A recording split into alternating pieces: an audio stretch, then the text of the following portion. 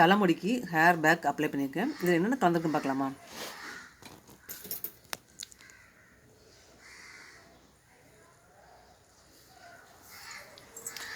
மருதாணி, கருவேப்பிலை, வேப்பிலை, வெள்ளை கரிசலாங்கண்ணி, பொடுதில் சேர்க்குறவங்க சேர்த்துக்கலாம். செம்பருத்தியில் வந்து நிறைய வெங்காயம் போட்டுக்கலாம், கொஞ்சமாக புறம் போட்டுக்கலாம். மருதாணி சேர்த்துருக்கேன். அதே மாதிரி பொடுதில் கீரை கிடைக்கலன்னா போடாம விட்டுறலாம்.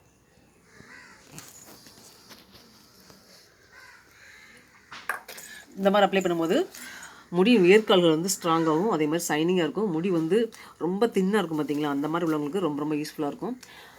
சீப்பு வச்சு இழுத்தாலே வந்து தலைமுடி வந்து உடஞ்சி வரும் பார்த்திங்களா.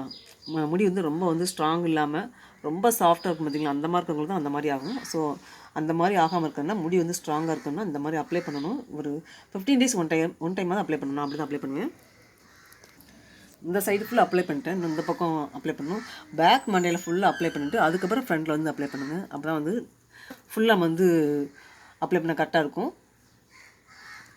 அதே மாதிரி தலைமுடியில் வந்து எண்ணெய் பசை இருக்கக்கூடாது. ஃபஸ்ட் நாளே வந்து நல்லா வாஷ் பண்ணிடணும்.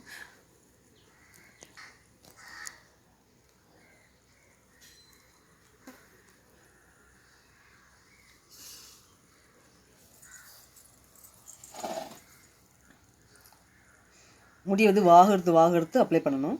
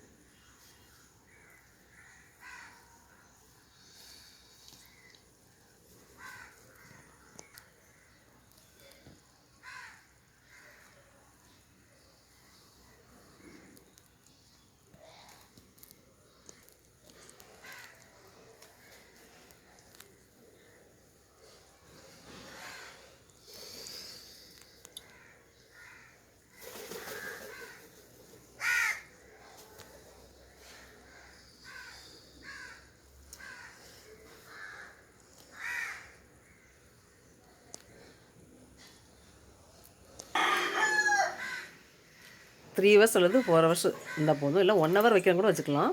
அதுக்கப்புறம் சாதா வாட்டர் வச்சு வாஷ் பண்ணிலாம் போதும்.